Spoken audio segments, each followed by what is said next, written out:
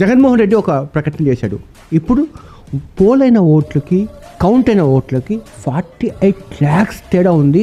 అవి ఎక్కడి నుంచి వచ్చాయనేది అది సాధారణ ప్రశ్న కాదు. ఇది ఎవరు మాట్లాడితే దీని మీద క్లారిటీ వస్తుందని చెప్పి ఆలోచిస్తున్న క్రమంలో నాకు మస్తాన్ గారు గుర్తొచ్చారు. ఆరా మస్తాన్ రావు. మొదటి ప్రశ్న, నిన్న జగన్మోహన్ రెడ్డి గారు చేశారు కదా, పోలైన ఓట్లకి కౌంట్ అయిన ఓట్లకి ఇంత తేడా ఉందని చెప్పి, అసలు ఏంటి నిజమా? అంటే ఇది కూడా ఒక చిన్న ఒక బాంబు లాంటిదన్నా? కౌంటింగ్ అయిన దగ్గర నుండే ఈ ఆరోపణలు ఉన్నాయి. ఓట్ ఫర్ డెమోక్రసీ అనేటువంటి సంస్థ దీని మీద అధికారికంగా 2 సార్లు ఎలక్షన్ కమిషన్ కి కంప్లైంట్ చేయడం జరిగింది. ఆంధ్రప్రదేశ్లో ఈ విధంగా పోల్ అయినటువంటి ఓట్లు కౌంట్ అయినటువంటి ఓట్ల మధ్య తేడా ఉంది అన్నటువంటి సంగతిని. ఆ తర్వాత ఎలక్షన్ కమిషన్ ప్రతిస్పందించకపోయేసరికి వారు ప్రెస్ మీట్ కూడా పెట్టి వారి యొక్క రిపోర్ట్ను విడుదల చేయడం జరిగింది. ఆ డేటా ఉందా మన దగ్గర? అది ఓపెన్ మార్కెట్, అందరికి తెలిసినటువంటి. ఈ విధంగా ఈ 68.13ని ఇక్కడ చూసినప్పుడు సుమారుగా 12.54% అదనంగా ఎలక్షన్ కమిషన్ 3 రోజుల తర్వాత ప్రకటించినట్టుగా ఆ రోజు తెలవడం జరిగింది. మిగతా అనేక రాష్ట్రాల్లో చూస్తే కేవలం 0.2% నుండి 0.4% మాత్రమే తేడా ఉన్నది. అనేక రాష్ట్రాలు, మనతో పాటు కొన్ని రాష్ట్రాలు జరిగినాయి, మనకంటే ముందు జరిగినాయి, మన తర్వాత జరిగినాయి. ఆయా రాష్ట్రాలను కనుక మీరు పరిశీలించినట్లయితే 0.2% నుండి 0.4% మధ్య మాత్రమే ఆ వ్యత్యాసం. అంటే పోలింగ్ రోజు ప్రకటించినటువంటి శాతానికి ఆ తర్వాతి రోజు ప్రకటించినటువంటి శాతానికి మధ్య వ్యత్యాసం ఇది మాత్రమే ఉంది. అయితే ఆంధ్రప్రదేశ్ విషయంలో పోలింగ్ రోజు ప్రకటించిన దానికి 3 రోజుల తర్వాత ప్రకటించిన దానికి మధ్య వ్యత్యాసం 12.54% ఉండటంతో ఈ ఓట్ ఫర్ డెమోక్రసీ అనేటువంటి సంస్థ, విఎఫ్డి అంటారు, ఓట్ ఫర్ డెమోక్రసీ అనేటువంటి సంస్థ, దీన్ని ఎలక్షన్ కమిషన్ ఫిర్యాదు చేయడం ఇవన్నీ జరిగినాయి అనమాట. అంటే ఈ 2.81కి దీనికి మధ్య గమనించినట్లయితే 47 lakhs ప్లస్ ఓట్స్ అదనంగా ఇక్కడ కనబడుతున్నమాట మీరు ఇక్కడ అర్థం చేసుకోవచ్చు అనమాట. సో ఇదే విషయాన్ని చాలా మంది ఈరోజు జగన్ గారు ఒకరే కాదు, జగన్ గారి కంటే ముందు అనేక మంది మాట్లాడారు. ఇప్పుడు రాహుల్ గాంధీ పోషించిన పాత్ర జగన్మోహన్ రెడ్డికి ఆ టైంలో ఇప్పుడు ఎందుకు చేయలేకపోయారు?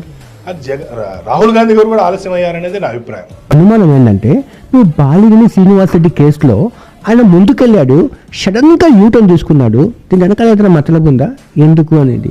మీరు క్లోజ్ ఫ్రెండ్ కదా బాలినేనికి, ఏం జరిగింది ఆ ఇష్యూలో? ఎవరు చెప్పారు యూటర్న్ తీసుకున్నారని? ఆయన కదా ఎలక్షన్ కు వాడినటువంటి ఈవీఎంల పట్ల నాకు అనుమానాలు ఉన్నవి.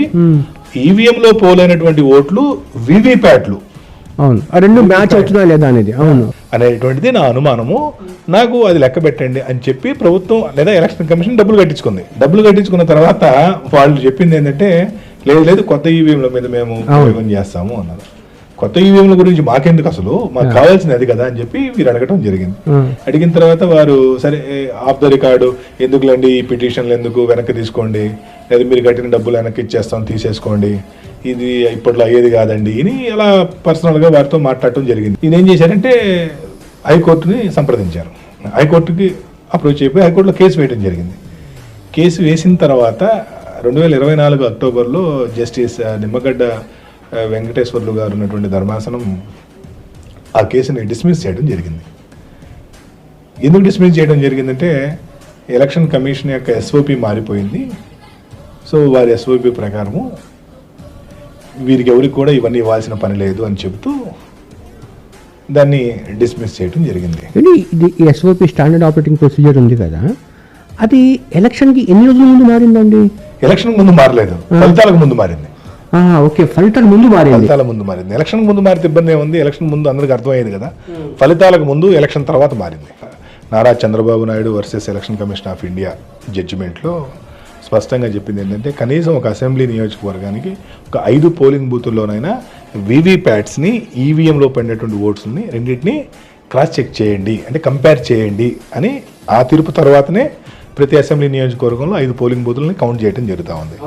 అంతకంటే ముందు అరికేల నర్సారెడ్డి వర్సెస్ వెంకటరామిరెడ్డి కేసు ఒకటి సుప్రీంకోర్టులో, ఆ కేసులో త్రిసభ్య ధర్మాసనం జడ్జిమెంట్ చెబుతూ దాంట్లో స్పష్టంగా ఎన్నికల్లో పోటీ చేసినటువంటి వ్యక్తికి ఎటువంటి అనుమానాలున్నా వాటిని నివృత్తి చేయవలసినటువంటి విద్యుత్ ధర్మం ఎన్నికల కమిషన్ది. కానీ ఎన్నికల కమిషన్ ఎందుకు అంత రూడ్గా వ్యవహరిస్తుందంటారు దీనికి చెబుతూ ఇలా 1-2 కాదండి, ఇటువంటి ఒక 13 సుప్రీంకోర్టు జడ్జిమెంట్స్లో, పర్టికులర్లీ ఎలక్షన్ పిటిషన్స్లో సుప్రీంకోర్టు చాలా అద్భుతమైనటువంటి జడ్జిమెంట్ ఇచ్చింది. కానీ లోయర్ కోర్ట్స్లో ఇటువంటివి రావటం నాకు చాలా ఆశ్చర్యాన్ని కలిగించింది. ఎలక్షన్ కమిషన్ని ఎవరు అప్రోచ్ అయినా కూడా ఏం అప్రోచ్ అవుతున్నారు, వీవీప్యాట్స్ ని కంపేర్ చేయండి అని అడుగుతున్నారు. రెండోది ఈవీఎంస్ ఏవైతే ఉన్నాయో వాటిని రీకౌంట్ చేయమని చెప్తున్నారు. మూడోది సీసీ ఫుటేజ్ అడుగుతున్నారు. సీసీ ఫుటేజ్ చేయడానికి ఇబ్బంది ఏంటి? సాయంత్రం 6 గంటల తర్వాత గణనీయంగా ఓట్లు పెరిగినాయని మీరు అంటున్నారు కదా, ఆ సాయంత్రం 6 గంటల తర్వాత పోలింగ్ బూతుల దగ్గర ఎంతమంది జనాలు నిలబడి ఉన్నారు క్యూల్లో మేము చూసుకుంటాం ఒకసారి, ఆ సీసీ ఫుటేజ్ ఇవ్వమని అడుగుతున్నారు.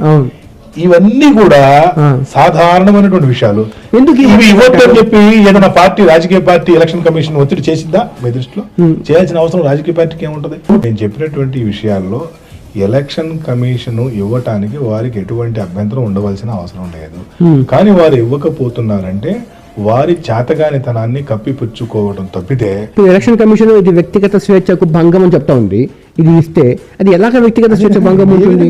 కోటాను రూపాయలు పెట్టి సీసీ కెమెరాలు బిగించారు పోలింగ్ బూతుల్లో బిగించినప్పుడు ఏంటి ఉద్దేశం? పోలింగ్ సక్రమంగా జరుగుతుందా లేదా, పోలింగ్ పర్సంటేజ్ ఎంతమంది ఉన్నారు, ఇవి చూసుకోవడానికే కదా. ఇదంతా సీసీ కెమెరాస్ కోట్లు ఖర్చు పెట్టారండి. ఈ దేశంలో అనేక మంది సాధారణ పౌరులు కట్టినటువంటి పన్నుల డబ్బులు తీసుకొచ్చి సీసీ క్యామ్స్ పెట్టారు. మీరు పెట్టి ఆ సీసీ క్యామ్ ఫుటేజ్ ఇవ్వమంటే ఎలక్షన్ కమిషన్కి వచ్చినటువంటి నొప్పి ఏంటి నాకు అర్థం కావట్లా. దీని మీద లేవనెత్తిన అంశాల ప్రశ్నలకు సరైన లాజికల్ జవాబు లేకపోతే ఈ సిస్టమ్ మీద నమ్మకం పోద్ది. నేను అదే కదా, నేను కూడా నా వేదన, నా రోదన కూడా అదే కదా. మొదటి నుండి కూడా అంటుందండి, ఎలక్షన్ కమిషను సరిగా పనిచేయట్లేదు అని అంటున్నాను నేను. రాష్ట్రపతి రాజ్యాంగానికి అధిపతి, అటువంటి రాష్ట్రపతి చేస్తున్నటువంటి నిర్ణయాన్ని సుప్రీంకోర్టు వ్యతిరేకిస్తున్నప్పుడు ఈ ఎలక్షన్ కమిషనర్లు ఎంత, ఎలక్షన్ కమిషన్ ఎంత, ఎందుకు ఎలక్షన్ కమిషన్ తీసుకొచ్చి ముద్దాయిలుగా నిలబెట్టట్లేదు? ఇది చర్చ జరగాలి ఈ దేశంలో.